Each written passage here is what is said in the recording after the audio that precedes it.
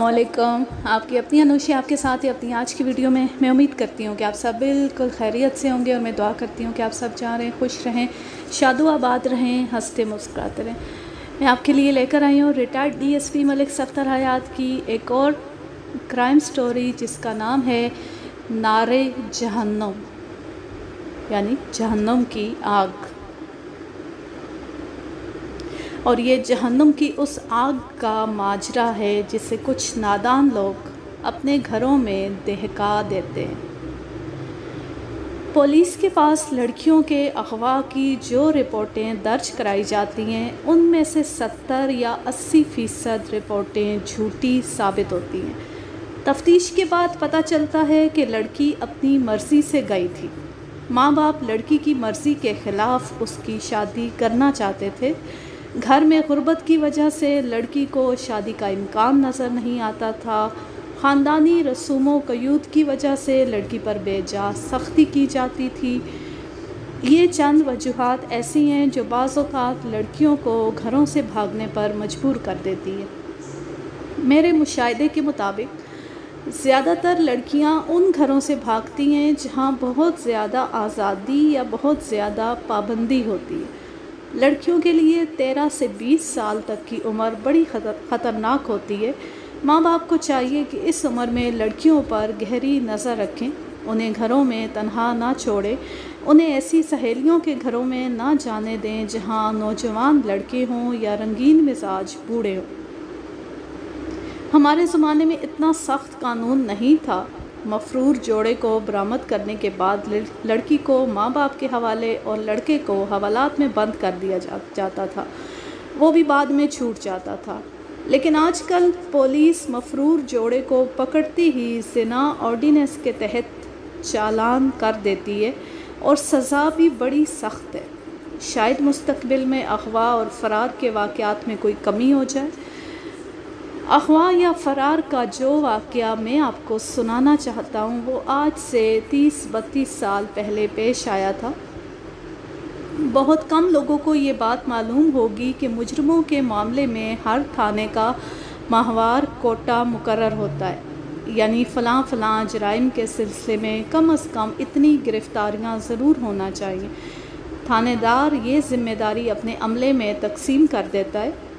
जिस थाने का अमला सुस्त हो या रिश्वत लेकर मुजरिमों को छोड़ देता हो, वो भी महीने के आखिरी दिनों में कोटा पूरा करने के लिए पकड़ धकड़ तेज़ कर देता है। इस पकड़ धकड़ में कई बेगुनाह भी धर लिए जाते हैं। एक रोज़ रात की ड्यूटी वाले पुलिस पार्टी सरेआम फहश हरकत के इल्ज़ाम में एक जोड़े को गिरफ़्तार करके थाने ले आई। मर्द की उम्र 30 साल से ज़्यादा मालूम होती थी। शक्ल सूरत से वो एक पढ़ा लिखा और माकूल आदमी दिखाई देता था। उसका नाम हम मोहम्मद अफजल फ़र्ज़ कर लेते हैं। लड़की की उम्र 20-21 साल के करीब थी। उसके बाल अंग्रेज़ी फ़ैशन के मुताबिक कटे हुए थे और लिबास इंतहाई भड़कदार और चुस्त था। और नहायत हसीन, शोख और बेखौफ लड़की थी। एएसआई के मुताबिक दोनों एक मकान के बाहर चारपाई पर बैठे थे और नाज़ेबा हरकत कर रहे थे। मैंने दोनों को अंदर बुलाकर पूछा कि उनका आपस में क्या रिश्ता है। लड़की, जिसका नाम हम वाजिदा फ़र्ज़ कर लेते हैं, झट से बोली, हम मियाँ बीवी हैं और हम बैठे बातें कर रहे थे। मोहम्मद अफजल कुछ नादिम और परेशान नज़र आ रहा था, लेकिन वाजिदा के चेहरे पर कोई घबराहट नहीं थी। हमारे आदमियों ने तुम्हें कहाँ से गिरफ़्तार किया है? मैंने पूछा। हमारे घर से, वाजिदा ने जवाब दिया। मोहम्मद अफजल, तुम भी कुछ बोलो। जिस वक्त तुम दोनों को गिरफ़्तार किया गया उस वक्त तुम कहाँ थे और क्या कर रहे थे? बात यह है जनाब कि हम फ़ारूकी साहब के मकान में किराएदार की हैसियत से रहते हैं। फ़ारूकी साहब के मकान में कुल 2.5 कमरे हैं और कमरे में सख्त गर्मी होती है, इसलिए अंधेरा होने के बाद हम चारपाई बाहर निकाल लेते हैं। एएसआई उसकी बात काट के बोला, जनाब ये शाराए आम पर नाज़ेबा हरकत कर रहे थे। ये बकवास करता है, वाजिदा ने कहा। हम शरीफ इंसानों की तरह बैठकर बातें कर रहे थे। बीबी, इसका दिमाग तो ख़राब नहीं है कि ये तुम दोनों को पकड़ लाया। कोई वजह तो ज़रूर होगी। ये किसी और को क्यों नहीं पकड़ लाया? अगर ये किसी और को पकड़ लाता तो आप उससे भी यही सवाल करते। इसने हमसे 25 रुपये रिश्वत मांगी थी। میں نے کہا کہ میں 25 روپے کے بجائے 25 جوتے ماروں گی۔ اس پر یہ اچھل اچھل کر ہمیں دھمکیاں دینے لگا، کہنے لگا تمہارے سر پر استرا پھروا کر اور منہ پر توے کی سیاہی مل کر سارے شہر میں گشت کراؤں گا۔ کیوں امیر بخش، کیا یہ ٹھیک کہتی ہے؟ سراسر جھوٹ بولتی ہے جی، ایسائی امیر بخش نے کہا، اور مجھے تو ان کے میاں بیوی ہونے پر بھی شک ہے۔ اس نے مزید بتایا کہ وہ تقریباً 1.5-2 مہینے پہلے وہاں آئے تھے۔ افضل کام دھندہ کوئی نہیں کرتا تھا، سارا دن گھر میں پڑا رہتا ہے۔ یہ سن کر افضل تو کچھ نہیں بولا، لیکن واجدہ غصے میں شور مچانے لگی۔ تمہاری شادی کب ہوئی ہے؟ میں نے پوچھا۔ ہم اس سوال کا جواب نہیں دیں گے، کوئی قانون اس قسم کے سوالات کرنے کی اجازت نہیں دیتا۔ کیا تم اپنا نکاح نامہ دکھا سکتے ہو؟ ہاں دکھا سکتے ہیں، افضل نے کہا۔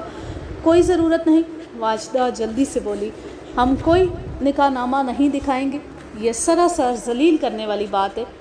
کیا آپ اس علاقے کے سارے خاندانوں کے نکاح نامے دیکھ چکے؟ کون سا قانون آپ کو نکاح نامے کا مطالبہ کرنے کی اجازت دیتا ہے؟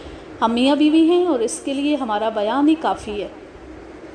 بی بی، اگر تم تعاون نہیں کرو گی تو مجھے تمہارے خلاف رپورٹ درج کرنا پڑے گی۔ اوہ، تو آپ بھی دھمکی دینے لگے؟ کیا آپ بغیر ثبوت کے اس رشوت خور کے بیان پر رپورٹ درج کر لیں گے؟ بغیر کسی گواہ کے؟ ٹھیک ہے، لکھیں رپورٹ۔ ہم یہاں پردیسیوں کی طرح رہتے ہیں، لیکن اس کا یہ مطلب نہیں کہ ہماری کوئی حیثیت ہی نہیں ہے۔ لکھیں رپورٹ، ہم تھانے کے خلاف خود کی عزت کا دعویٰ کریں گے۔ ویسے تم ہو کون؟ ایسائی نے پوچھا۔ کہاں کی رہنے والی ہو؟ میں انسان ہوں، اسی دنیا کی رہنے والی ہوں۔ تم کون ہوتے ہو ایسے سوالات کرنے والے؟ حکومت نے تمہیں وردی اس لیے نہیں دی کہ کمزور عورتوں کو ڈراؤ دھمکاؤ۔ اتنے ہی سورما ہو تو چوروں، ڈاکوؤں اور قاتلوں کو جا کر پکڑو۔ ایسائی نے آنکھیں نکالی اور غصے سے بولا، ادب تمیز سے بات کرو ورنہ سارے کس بل نکال دوں گا۔ واجدہ چلائی، دیکھا دیکھا آپ نے، یہ مجھے مارنے کی دھمکی دے رہا ہے۔ مارو۔ وہ ایسائی کی طرف بڑھی۔ لو مارو، عورت کو مارنا چاہتے ہو؟ اٹھاؤ ہاتھ، مارو، منہ کیا دیکھ رہے ہو؟ مر جاؤں گی پر سر نہیں جھکاؤں گی۔ زیادہ سے زیادہ جان سے مار ڈالو گے؟ یہ بھی کر کے دیکھ لو۔ افضل نے اسے روکنے کی کوشش کی، لیکن وہ نان سٹاپ بولے جا رہی تھی۔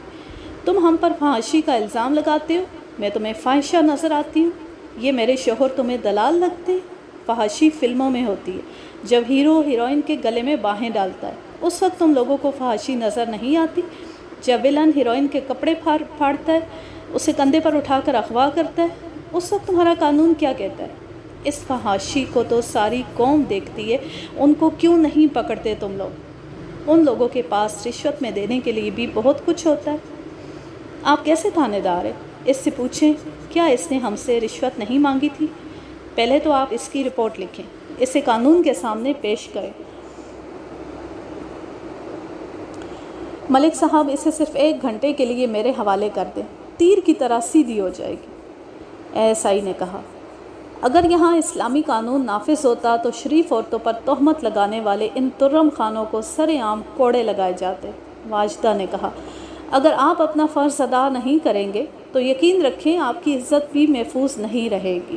کسی دن آپ کی بیٹی بھی اس جیسے کسی وردی پوش کے قابو میں ہوگی۔ مجھے آج بھی یاد ہے کہ اس لڑکی کے دلائل نے مجھے قائل کر دیا تھا۔ اگر وہ جرم کی مرتکب بھی ہوئی تھی تو اس کی تقریر کی روشنی میں وہ الزام بے حقیقت معلوم ہونے لگا تھا۔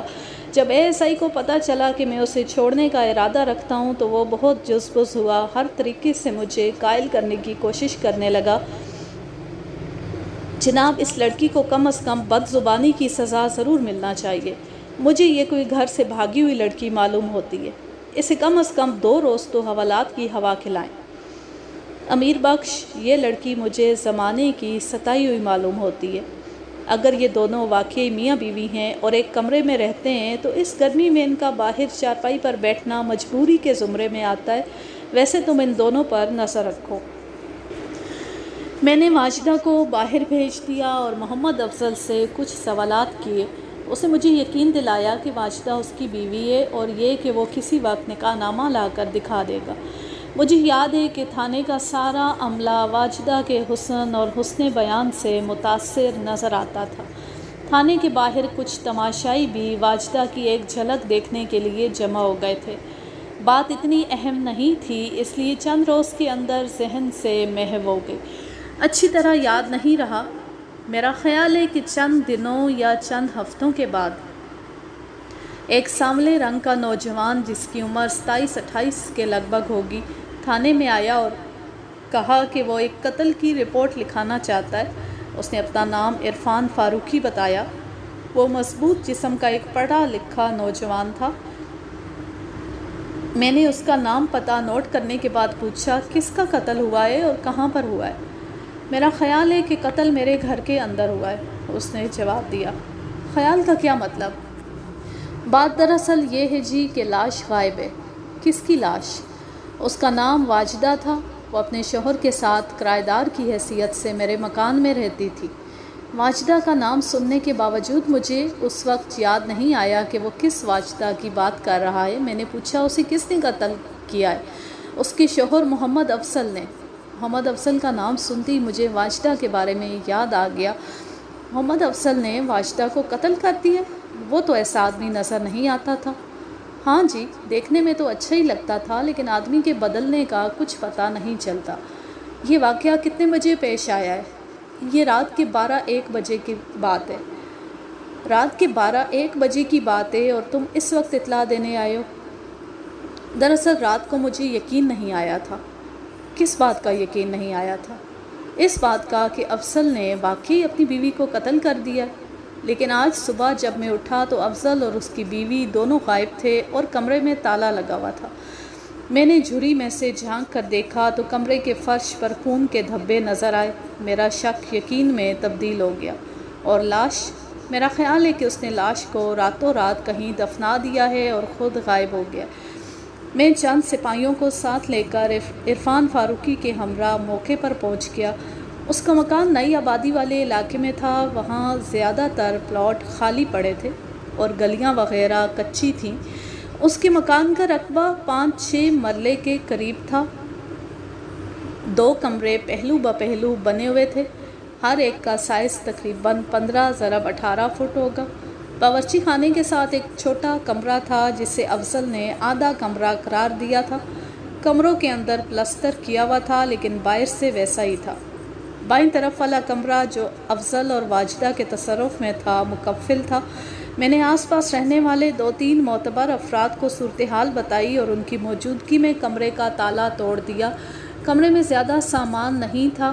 2 چارپائیاں، کچھ برتن، ایک مٹی کے تیل کا سٹوو، 2 یا 3 سوٹ کیس اور کچھ گھریلو استعمال کی دیگر چیزیں۔ فرش پر خون کے دھبے موجود تھے۔ چارپائی کے نیچے ایک خون آلود ریشمی جوڑا لپٹا ہوا رکھا تھا۔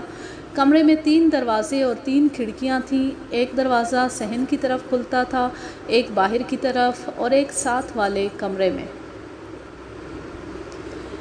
اس دروازے میں اندر کی طرف تالا لگا ہوا تھا۔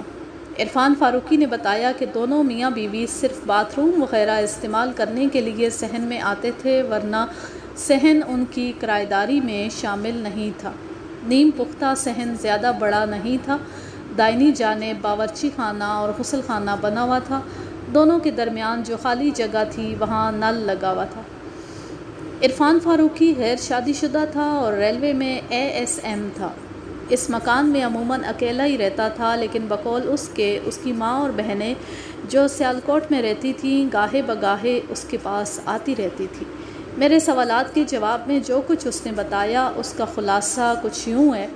وہ محمد افضل اور واجدہ کے بارے میں زیادہ نہیں جانتا تھا۔ اس نے چند دوستوں سے کہہ رکھا تھا کہ وہ اپنے مکان کا ایک کمرہ کرائے پر دینا چاہتا ہے۔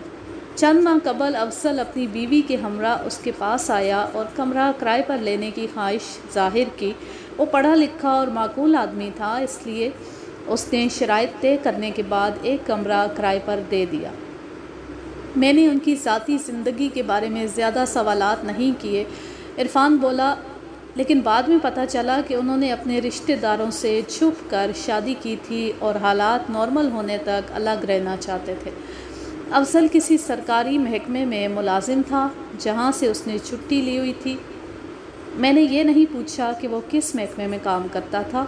شروع میں دونوں ٹھیک ٹھاک رہے، لیکن پھر دونوں میں چھوٹی چھوٹی باتوں پر تکرار ہونے لگی۔ جھگڑے کی ایک وجہ تو یہ معلوم ہوئی کہ واجدہ آزاد خیال تھی اور گھومنے پھرنے کی آزادی چاہتی تھی، لیکن افضل یہ بات پسند نہیں کرتا تھا۔ وہ چاہتا تھا کہ اس کی بیوی خالص مشرقی عورت بن کے رہے۔ واجدہ بہت زیادہ بولتی تھی اور کبھی کبھی غصے میں چیزیں ادھر ادھر پھینکنے لگتی تھی۔ ایسے مواقع پر افضل باہر نکل جاتا اور جاتے وقت بڑے زور سے دروازہ بند کرتا تھا۔ اس کے جانے کے بعد واجدہ رونا شروع کر دیتی۔ جی ہاں، مجھے اس پر ترس تو ضرور آتا تھا، لیکن میں اس کی کوئی مدد نہیں کر سکتا تھا۔ ان کے جھگڑے کی ایک دوسری وجہ بھی تھی۔ واجدہ کو شک ہو گیا تھا کہ افضل کی ایک بیوی پہلے سے بھی ہے۔ واجدہ سے میرے کوئی مراسم نہیں تھے۔ میں نے ان کی آپس کی تکرار سن کر اس بات کا اندازہ لگایا تھا۔ میں اس بات سے انکار نہیں کروں گا کہ واجدہ کی سسکیاں سن کر مجھے بہت دکھ ہوتا تھا اور میں اس کی خوبصورتی سے بھی متاثر تھا۔ اگرچہ وہ بڑی ہمت سے بولتی تھی، لیکن میں نے محسوس کیا کہ خاندان سے کٹ جانے کی وجہ سے اسے اپنی بے بسی کا بہت زیادہ احساس تھا۔ اس کا کوئی بھی نہیں تھا جس کے پاس جا کر وہ اپنا دکھ بیان کر سکتی۔ کئی بار مجھے خیال آیا کہ بھائی بن کر اسے حوصلہ دوں، لیکن ہمت نہیں پڑی۔ گزشتہ رات نصف شب کے قریب شور کی آواز سن کر میری آنکھ کھل گئی۔ میں نے غور کیا تو اندازہ ہوا کہ دونوں میاں بیوی آپس میں ہاتھا پائی کر رہے ہیں۔ افضل بار بار کہہ رہا تھا، آج میں فیصلہ کر کے چھوڑوں گا۔ واجدہ بھی بول رہی تھی، لیکن اس کی آواز زیادہ واضح نہیں تھی۔ اس وقت میں نے یہی سوچا کہ وہ میری نیند کے خیال سے آہستہ بول رہی ہے۔ میں صحن میں سو رہا تھا اور ٹیبل فین بھی چل رہا تھا جو بہت شور کرتا ہے۔ اس وجہ سے بھی مجھے اندر کی آوازیں صاف سنائی نہیں دے رہی تھی۔ جھگڑے کے دوران اندر سے چیزوں کے گرنے اور پٹکنے کی آوازیں بھی آ رہی تھی۔ کچھ دیر بعد اندر اچانک خاموشی چھا گئی۔ میں سمجھا کہ میرے جاگنے کے خیال سے دونوں چپ ہو گئے، لہٰذا میں دوبارہ بستر پر لیٹ گیا۔ صبح جب میں نے دونوں کو غائب پایا تو میرے ذہن میں خطرے کی گھنٹی بجنے لگی۔ تب ہی مجھے یہ احساس ہوا کہ رات جب میری آنکھ کھلی تھی اس وقت افضل غالباً اپنی بیوی کا گلا گھونٹ رہا تھا۔ آس پاس رہنے والے کچھ لوگوں نے اس بات کی تصدیق کی کہ افضل اور واجدہ آپس میں لڑتے جھگڑتے رہتے تھے۔ خون آلود ریشمی جوڑے کو اپنے قبضے میں کرنے کے بعد میں نے دیگر سامان کا جائزہ لیا۔ ایک سوٹ کیس میں 3 یا 4 زنانہ جوڑے اور عورتوں کے استعمال کی چند چھوٹی موٹی چیزیں تھیں۔ زیورات کے 2-3 ڈبے بھی تھے، لیکن ان میں زیور نہیں تھا۔ ڈھکنے کی جیب سے سونے کے ٹاپس کی ایک جوڑی اور ایک خط برآمد ہوا۔ میں نے خط اپنی جیب میں رکھ لیا اور ٹاپس واپس ڈال دیے۔ دوسرے سوٹ کیس میں 4 یا 5 مردانہ جوڑے، 2 دھلے ہوئے تولیے، چند رومال، جرابوں کے 1-2 جوڑے، شیونگ بلیڈ اور چند اور چیزیں تھیں جن کی تفصیل مجھے یاد نہیں رہی۔ تھوڑی سی نقدی بھی تھی۔ چارپائی کے نیچے مردانہ بوٹوں کا ایک جوڑا اور ایک جوڑا چپل رکھے تھے۔ دیوار میں ایک بغیر پٹ والی الماری تھی جس کے اندر چند دوائیں، شیونگ کا سامان، ایک پرانا سا آئینہ، 2 کنگھے اور خوشبودار تیل کی شیشی وغیرہ رکھی ہوئی تھی۔ اگر افضل نے اپنی بیوی کو رات کے 12 بجے قتل کیا تھا تو لاش کو ٹھکانے لگانے کے لیے اس کے پاس 4-5 گھنٹے تھے۔ عرفان فاروقی کا مکان آبادی کے نواح میں تھا۔ وہاں سے 200-300 گز کے بعد آبادی کی حدود ختم ہو جاتی تھی۔ وہاں ایک خاصا وسیع جوہڑ تھا جہاں لوگ مویشیوں کو پانی پلانے اور نہلانے کے لیے لے جاتے تھے۔ اس جوہڑ سے تقریباً 1 میل دور نہر بھی تھی۔ SI امیر بخش نے خیال ظاہر کیا کہ قاتل نے لاش نہر میں پھینک دی ہوگی، لیکن میں اس سے متفق نہیں تھا۔ محمد افضل پڑھا لکھا اور ذہین آدمی تھا، اس نے ایسی حماقت نہیں کی ہوگی۔ وہ یقیناً یہ بات جانتا ہوگا کہ لاش زیادہ دیر تک پانی کے نیچے نہیں رہتی۔ اس نے ضرور لاش کو کہیں دفن کر دیا ہوگا۔ وہ زرعی علاقہ تھا اور ہر طرف دور دور تک کھیت پھیلے ہوئے تھے۔ اتنے وسیع رقبے میں محض اندازے کی بنا پر لاش کو تلاش کرنا تقریباً ناممکن تھا۔ پھر بھی ہم نے آس پاس کے علاقے کا اچھی طرح معائنہ کیا۔ نہر کے ساتھ ساتھ کہیں کہیں گڑھے کھدے ہوئے تھے، بعض خشک تھے اور بعض میں پانی کھڑا تھا۔ ان گڑھوں کے پاس اونچی اونچی گھاس اور جھاؤ کے پودے اگے ہوئے تھے۔ کافی تلاش کے بعد ایک پگڈنڈی کے کنارے ہمیں زنانہ سینڈل پڑی ہوئی ملی۔ سینڈل ملنے کے بعد ہمیں یہ یقین ہو گیا کہ قاتل نے لاش اسی علاقے میں کہیں دبائی تھی۔ ہم نے پوری توجہ اس علاقے پر مرکوز کر دی۔ جہاں کوئی نرم زمین نظر آئی اسے کھدوا کر دیکھا۔ نہر میں بھی جال ڈلوائے، لیکن کئی روز کی محنت شاقہ کے باوجود لاش کا کچھ پتہ نہ چلا۔ جنگل سے جو سینڈل ہمیں ملی تھی وہ میں نے عرفان فاروقی کو دکھائی اور پوچھا کہ کیا وہ واجدہ کی سینڈل تھی، لیکن وہ کوئی یقینی جواب نہ دے سکا۔ میں وثوق سے کچھ نہیں کہہ سکتا۔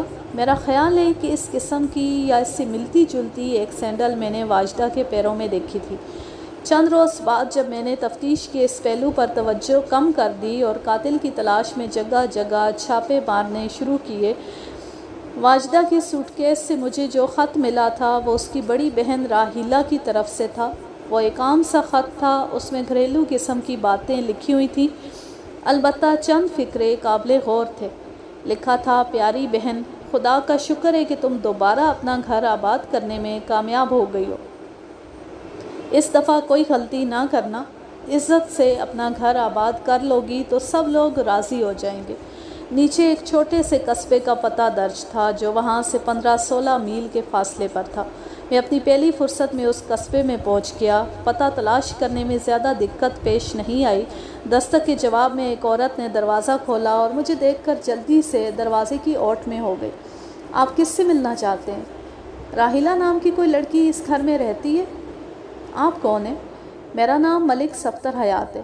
میں ضلع جھنگ کے ایک علاقے میں تھانے دار ہوں اور راحیلہ کی بہن کے بارے میں کچھ پوچھنے آیا ہوں۔ یا اللہ خیر!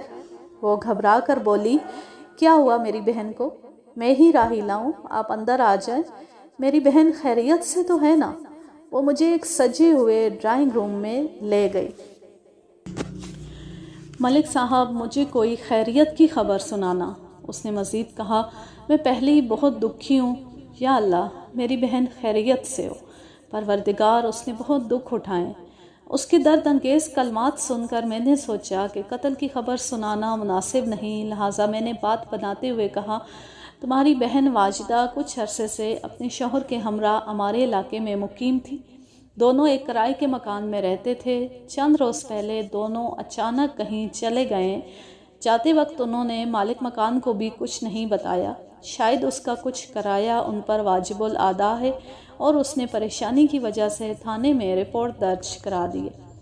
مجھے پہلے ہی ڈر تھا، راحیلہ نے کہا، واجدہ نے پھر کسی غلط آدمی کو منتخب کر لیا ہوگا۔ اس نے باریک سے دوپٹے سے آدھا منہ چھپایا ہوا تھا۔ میں نے اندازہ لگایا کہ اس کی عمر 27-28 سال کے لگ بھگ ہوگی۔